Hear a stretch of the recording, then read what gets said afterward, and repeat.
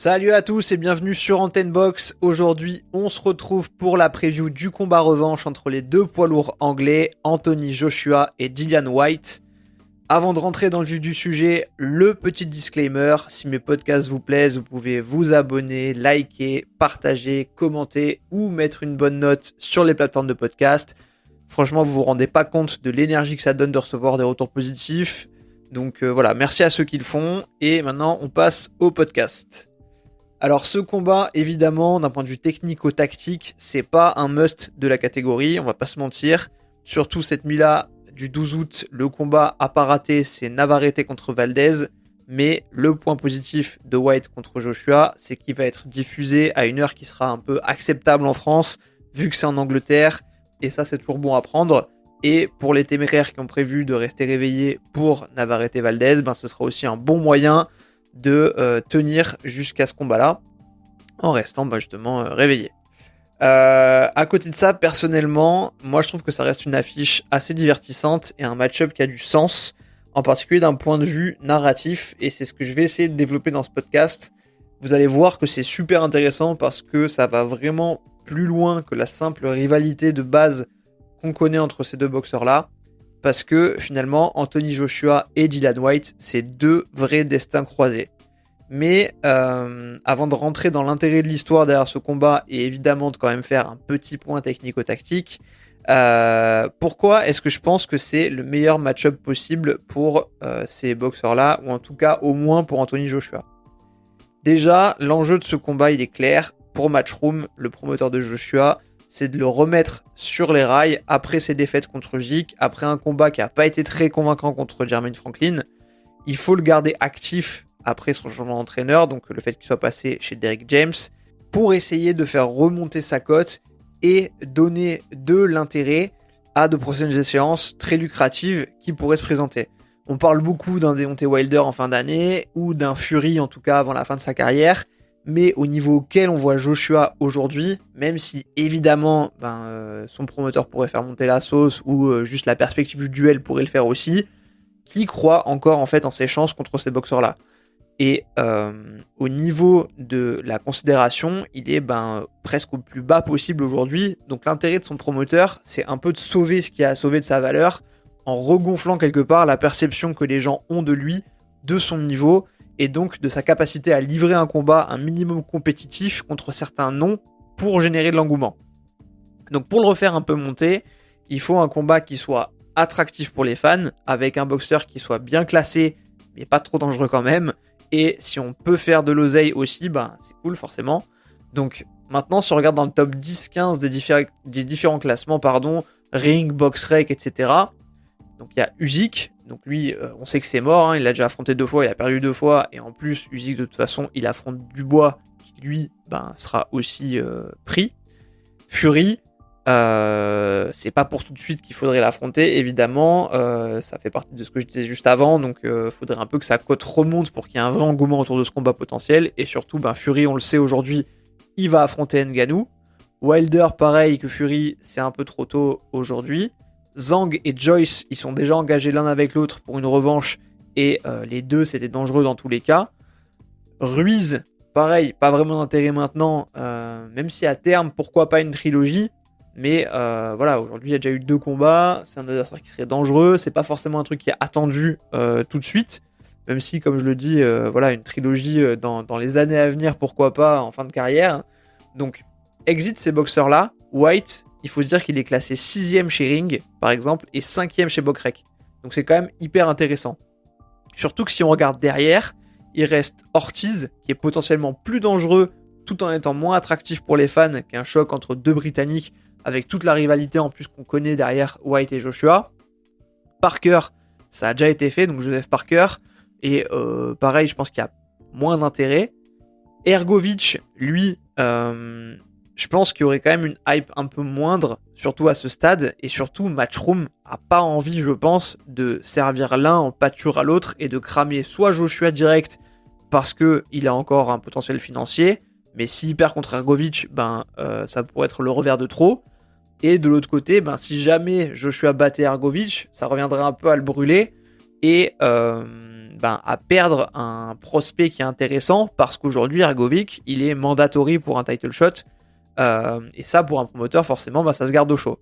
Donc moi je comprends qu'ils veuillent pas les mettre l'un face à l'autre, alors qu'ils sont tous les deux chez Matchroom, et ensuite si on pousse encore un peu, il y a qui d'autre? Il y a Chisora. Bon, Chisora en vrai c'est encore pire que White. Bacolé, Jared Anderson, Frank Sanchez, c'est trop dangereux pour pas assez de récompenses vu la stratégie que Matchroom met en place. Et derrière, comme autre nom, il y a Otto Wallin, pourquoi pas, mais bon, pareil, pas très attractif, pas très connu, et c'est potentiellement un bourbier. On sait que Tyson Fury a un peu galéré contre lui, en plus c'est un gaucher, ce qui a mis un peu Joshua dans le mal, contre Usyk aussi, donc je pense que c'est pas le meilleur rapport risque-bénéfice. Et le seul pour moi qui aurait pu être vraiment intéressant, en tout cas de mon point de vue, c'est Carlos Takam en mode revanche, parce qu'il y avait eu des débats déjà sur la décision de l'arrêter au premier combat entre Joshua et Takam. Takam il est très populaire en Angleterre, donc il vend bien. Il vient de battre Tony Yoka, il a perdu mais il a bien résisté contre Makhmoudov qui est un poids lourd un peu prospect, qui a pas mal fait parler, même si moi je demande encore à voir son vrai niveau. Donc franchement ça aurait été pas mal, mais entre les deux, objectivement, White ou Takam, je comprends le choix de Matchroom de se tourner plutôt vers White. Il est mieux classé, on l'a dit, la storyline est déjà écrite, et c'est un combat surtout qui est facile à monter entre guillemets parce que tous les deux bossent avec Matchroom, et à vendre parce que l'historique, etc. Tout ça pour dire que vu les opportunités qui existaient et la stratégie, White, ça reste clairement le moins mauvais choix pour Joshua aujourd'hui pour rester actif et essayer de se refaire la cerise. Sur une logique économico-sportive en tout cas, ça se tient complètement. C'était le meilleur match-up risque-attractivité possible. Et la preuve, c'est que l'événement, il a fait sold out en 2 heures. Bon, après, on connaît les Anglais, mais justement, il y a eu du flair. Donc, on vienne pas me dire que ce combat, c'est une ineptie. Stratégiquement et financièrement, il a du sens. Et malheureusement, c'est un peu ça la boxe aujourd'hui. Et il faut aussi parfois réfléchir comme un promoteur. Mais, comme je le disais, il y a plus, pour moi, que la stratégie sportive derrière ce combat. Il y a l'histoire qui l'entoure, qui rend ce choc vraiment intéressant. Parce que je le disais, Joshua et White, c'est des carrières un peu croisées, et je dirais même miroirs, où chacun a pris son chemin, l'un plus dans la lumière et la réussite que l'autre, mais où ils ont étrangement tous les deux fait face aux mêmes épreuves, un peu au même moment, pour finalement se retrouver aujourd'hui au même point. Mais je vais développer du coup. Joshua et White, ils vont se rencontrer pour la première fois en 2009, en amateur. C'est une correction pour Joshua, il va se faire atomiser par White, mais il va persévérer en amateur pour rejoindre l'équipe olympique britannique, et finir médaille d'or olympique en 2012. White, de son côté, il est passé pro en 2011, mais en cette année 2012 de couronnement olympique pour Joshua, White, lui, il va être suspendu 2 ans pour un contrôle positif à un stimulant interdit, dont je suis complètement incapable de vous prononcer le nom. Il dira que c'était un supplément en vente libre et qu'il savait pas qu'il était interdit, mais la commission, elle, va estimer qu'il n'avait pas fait assez pour se renseigner sur le fait que son usage soit interdit ou non. Il est donc banni des rings jusqu'en 2014, et ça, déjà, en amont, ça nourrit un peu cet imaginaire de Joshua et White, 2 poids lourds qui vont finir dans le top en Angleterre et dans le monde, mais qui sont un peu la lumière et l'ombre. Et en 2014, White, il peut faire son retour sur les rings. Les deux, ils auront monté les échelons chez les pros jusqu'à ce qu'ils se retrouvent dans une confrontation qui était attendue en 2015 pour le titre de champion britannique poids lourd et celui du Commonwealth. Et ce premier combat, c'est une guerre. Franchement, c'était un super combat. On avait un Joshua en mode démolisseur, il était agressif, il envoyait des grosses combinaisons, il était provocateur sur le ring, il y a eu des retournements en plus parce qu'au début, Joshua il roule complètement sur White, puis dès le 2e round, je crois, il n'est pas hyper attentif et sur un retour en garde, il se prend un bon crochet gauche sec qui le met dans le mal, mais il va résister, il va rester en face, il va répondre, ce qu'on a l'impression qu'il ne sait plus vraiment faire aujourd'hui. Et dans ce combat, Joshua, il prend bien White en vitesse, il arrive souvent à passer sous ses crochets larges, il envoie de beaux enchaînements, bien fluides, on sent aussi que c'est puissant, et il va finir par sécher White dans le 7e round avec un crochet droit, avant de le finir avec un uppercut pour remporter le combat par KO. Et c'est de ce point-là que les deux, comme je l'ai dit, vont mener des carrières miroirs, l'un dans la lumière, l'autre dans l'ombre par rapport à son rival. Joshua, il va filer vers les titres de champion du monde et White, il va se reconstruire en enchaînant les victoires. Côté Joshua, le tableau de chasse qui suit, c'est Charles Martin en 2016 pour le titre de champion du monde poids lourd IBF. Puis ensuite, après 2 défenses de titre contre Breazeale et Molina, c'est le grand combat contre Klitschko, donc en 2017, pour la ceinture WBA qu'il va remporter. Bon, il y a aussi l'IBO, mais on s'en fout un peu parce que c'est une ceinture assez mineure. Et après une défense de ses titres contre Carlos Takam, donc en 2017, il va prendre la ceinture WBO à Joseph Parker en mars 2018. Et Joseph Parker, justement, Dillian Whyte l'a combattu en juillet 2018, soit 4 mois après qu'il se soit fait déposséder de sa ceinture par Joshua. Et avant ça, Whyte il avait bien rebondi depuis sa défaite, puisqu'après quelques combats de reprise, il sera venu à bout de tous ceux qu'on considère aujourd'hui comme des gatekeepers chez les lourds, mais qui étaient des contenders à l'époque, Chisora, Helenius et donc Parker. Et là, on est donc à un point charnière de leur histoire, ou en tout cas de ce qu'aurait pu être leur histoire, puisqu'en 2018, Joshua a battu Povetkin en septembre, et Whyte fait un rematch avec Chisora dont il va sortir victorieux en décembre, et à ce moment-là, Whyte il pousse à mort pour une revanche. À la fin du combat contre Chisora, Joshua vient d'ailleurs sur le bord du ring, Whyte va l'invectiver en lui disant que c'est le moment de faire cette revanche, et quelque part, il a raison, ça aurait été le moment, sauf que Joshua, lui, il est en négociation pour un combat avec Deontay Wilder. Eddie Hearn, donc le patron de Matchroom, qui est le promoteur de Joshua, est surtout en train d'essayer de l'exporter aux États-Unis, mais Joshua et Hearn promettent en live à Dillian Whyte, qui est censé bientôt devenir mandatory pour le titre WBO, que si ce n'est pas Wilder, ce sera lui. Sauf qu'on sait, ce sera jamais Wilder, mais ce sera pas non plus Dillian Whyte, qui devra lui se contenter d'Oscar Rivas, puisque Joshua, même si c'est pas pour Wilder, est bien décidé à se marketer aux États-Unis. Il a un combat prévu contre l'américain Jarrell Miller au Madison Square Garden. Et le hic, c'est que Miller va être suspendu pour dopage et sera remplacé en dernière minute par Andy Ruiz. Et ce qui est intéressant par rapport à ce que je disais en introduction, c'est que sur la même période, alors qu'un rematch aurait fait du sens entre eux, à ce moment-là, ils vont tous les deux subir des accidents entre guillemets de parcours et encaisser des revers qu'on soupçonnait pas.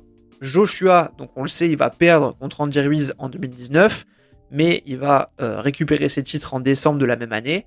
Whyte, lui, cherchait de son côté à rester actif pour sécuriser sa place de challenger officiel, mais il va perdre donc en 2020 contre un Povetkin de 40 ans, alors qu'il maîtrisait le combat en envoyant Povetkin au tapis 2 fois dans le 4e round.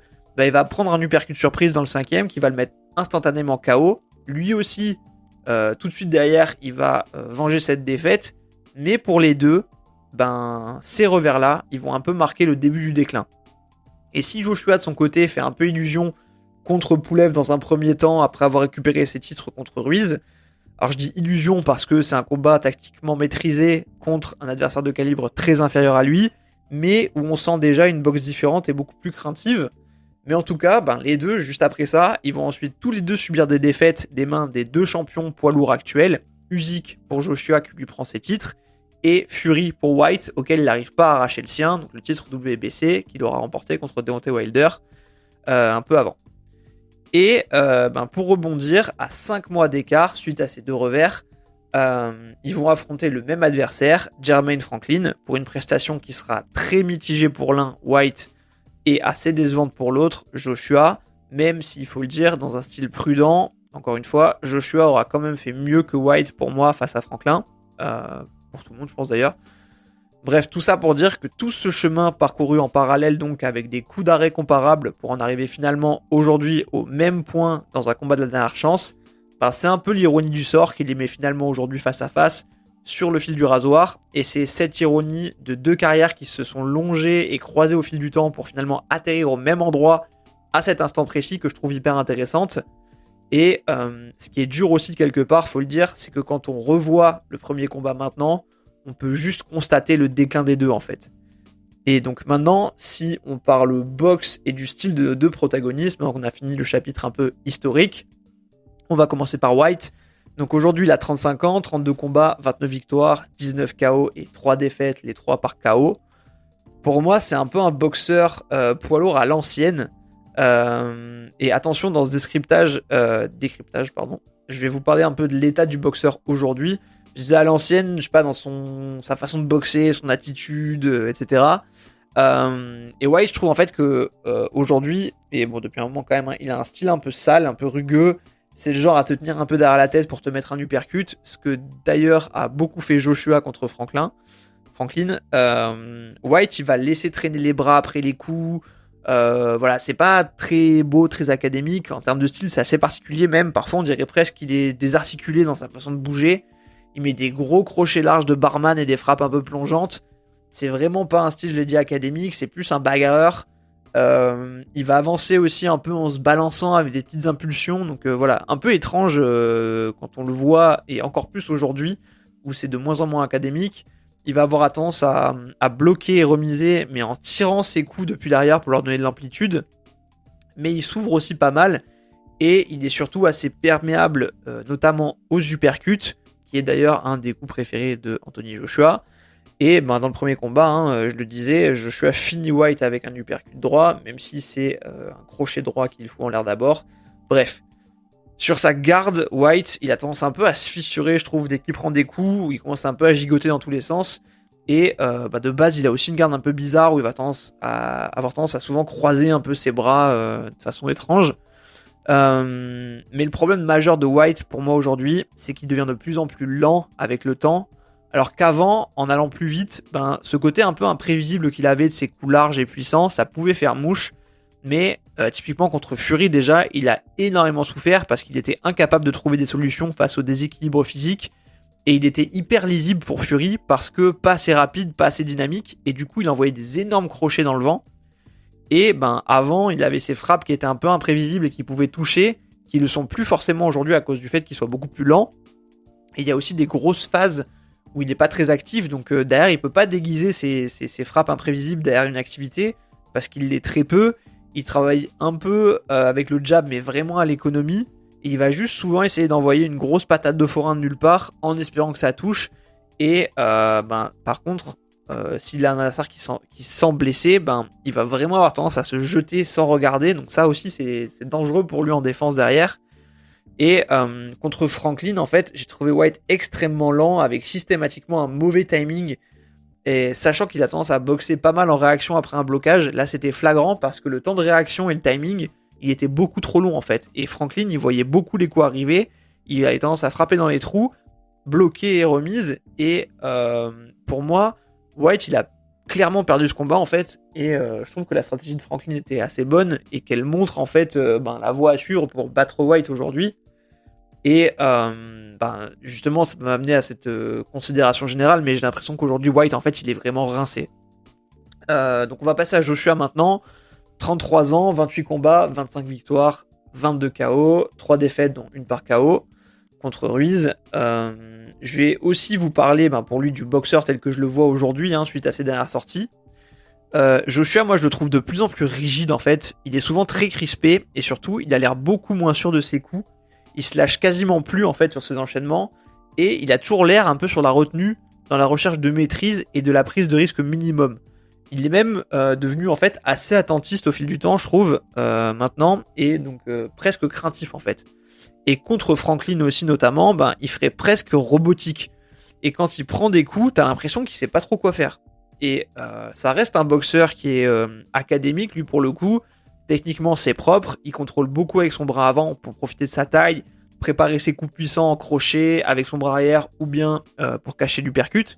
Mais c'était un combattant excitant avant Joshua. Et là, il est devenu un peu chiant en fait. Trop calculateur, même parfois quand il lâche ses coups, t'as l'impression qu'il les retient. Et finalement, Joshua, ce qui est dur, c'est que ce qui s'est passé avec Ruiz quelque part, ça peut arriver en fait. C'est pas ton soir. T'as pris un mauvais coup bêtement, t'as pas retrouvé tes jambes, mais là, ça a vraiment cassé quelque chose chez lui en fait. Et derrière, ce qui est dur, c'est qu'il reprend quand même ses titres, fallait y aller, il remonte un peu la pente contre Pulev, je l'ai dit, mais derrière, il prend Usyk, que tout le monde avait vu en difficulté physique contre Chisora. Beaucoup disaient à ce moment-là que les lourds c'était trop pour lui, surtout qu'on est dans une ère de poids lourds très lourds. Sauf qu'Usyk, le mec c'est un ovni, et il a réussi à prendre le temps d'adapter son corps au moment où il a affronté Joshua, et ça a été un bourbier pour Joshua en fait. Surtout que le problème de Joshua finalement, c'est que Usyk, en lourd, pour l'instant, il a plus ou moins affronté que Joshua. Il a fait des combats avant, mais je veux dire, comme combat référent, il n'y a que Joshua aujourd'hui parmi les top boxeurs. Donc on n'a pas encore de vrai comparatif sur ce qu'il pourrait faire aux autres tops de la catégorie. Et quelque part, même si on imagine, on sait pas vraiment tant qu'on n'a pas vu. Et sa valeur réelle en poids lourd, elle est encore supposée, mais elle n'est pas encore totalement objective. Et ce que je veux dire par là, c'est que clairement, on va regarder très différemment son parcours et la défaite de Joshua dans le temps, selon si Usyk bat Fury, par exemple, ou s'il perd contre Dubois. Et ça, faut pas le négliger en fait. C'est l'histoire que va écrire Usyk par la suite qui va permettre de mettre en perspective la défaite qu'a subi Joshua. Et du coup, respect quand même à Joshua, qui aurait été un mec qui aura pris tous les défis qui sont présentés à lui. Donc rien que pour ça, voilà, ça reste un boxeur honorable. Et voilà, c'est quelqu'un que j'ai apprécié, même si aujourd'hui, c'est vrai que son style me déçoit un peu. Sur le combat en lui-même maintenant pour finir, moi évidemment j'aimerais bien avoir une belle bagarre, hein, mais je pense que Joshua va se montrer beaucoup plus tacticien et patient qu'au premier combat, qui va pas prendre de risques. Il va sûrement essayer de frustrer White en jouant avec la distance pour le punir ensuite. White, il a de longs bras, donc il fait 1m93 pour 1m98 d'allonge, mais la différence de gabarit, elle est clairement côté Joshua, qui lui fait 1m98 pour 2m08 d'allonge. Donc son jeu à Joshua, ça va être d'attendre que White déclenche un peu lentement pour contrer en vitesse ou provoquer pour qu'il riposte et contrer à ce moment-là. Après, Joshua, on le connaît, il peut aussi se laisser déborder par ses émotions. Et pour moi, du coup, quelque part, soit on va se marrer parce que ça va être, comme je l'ai dit, une bagarre qui va pas durer très longtemps, soit on va s'ennuyer un peu parce qu'on aura un White pas ultra actif, un Joshua potentiellement tactique et attentiste. Et malheureusement, moi je pense plus pour le scénario 2, honnêtement. J'ai même peur qu'on ait un combat qui ressemble justement beaucoup à Joshua Franklin. À voir si Joshua a fait les ajustements avec Derrick James et est capable d'emballer le combat. Après, je pense que Joshua se sent et se sait attendu par rapport à la prestation qu'il a livrée contre Jermaine Franklin. Et puis bon, avec l'ambiance en Angleterre, l'atmosphère, l'historique, on sait pas, il peut se passer un truc et il suffit que Joshua pique un peu White pour que White se jette et que ça tourne à la baston. Surtout que l'ambition aussi, c'est plus ou moins, qui est plus ou moins caché derrière ce combat, c'est que ça ranime quelque part une flamme chez Joshua, et c'est aussi pour ça qu'il est plutôt bien choisi ce match-up. Et s'il y a un combat qui peut provoquer ça chez Joshua, c'est bien celui-là. Après, il faut pas occulter non plus que toute la pression, elle est sur les épaules de Joshua, et que même s'il gagne, il n'y aura pas vraiment de gloire déjà à ce rebond. Et les enjeux, ils sont tous autour de lui. On dira jamais, si White gagne, White se relance, il a battu Joshua. On dira plutôt, Joshua, il a touché le fond, il a perdu contre White. Donc comme je le disais au début, l'enjeu, c'est vraiment de renverser la dynamique de Joshua pour le rendre de nouveau intéressant sur les dernières échéances qu'il pourrait avoir dans sa carrière. Wilder, Fury, c'est sûr. Et après, pour moi, je pense qu'on pourrait rajouter pourquoi pas un Joyce et un Ruiz 3, j'en ai parlé, selon l'état de sa boxe. Mais voilà, si il arrive un peu à remonter encore la pente une fois, moi ça me dirait bien. Mais quoi qu'il en soit, mon prono à moi, ce serait une victoire de Joshua par KO autour du 9e round, je dirais. N'hésitez pas à me dire ce que vous en pensez et vos pronos évidemment. On a fait le tour, je pense, du sujet dans ce podcast. Au début, je voulais en faire un sur tous les combats des poids lourds à venir, mais il y avait quand même pas mal de choses à dire déjà sur celui-là. Donc, je suis resté là-dessus. Merci de m'avoir écouté. Vous pouvez me soutenir, je l'ai déjà dit au début, mais je le redis encore une fois, en vous abonnant, en likant, en partageant, en commentant ou en mettant bien sûr une bonne note sur les plateformes de podcast. Franchement, ça m'aide beaucoup. Et d'ailleurs, j'étais hyper content des résultats de ma dernière vidéo sur le débrief de Spence contre Crawford. Franchement, je m'y attendais pas du tout. Alors bon, c'est que 2000 vues, entre guillemets, mais pour certains, c'est rien. Mais pour moi, c'est énorme, en fait. Donc, un immense merci pour votre soutien. Je pars en vacances, là, à la fin de la semaine. Donc, il n'y aura pas de podcast, je pense, jusqu'à la rentrée. Mais d'ici là, portez-vous bien. Moi, je vous dis à très vite sur Antenne Box. Ciao!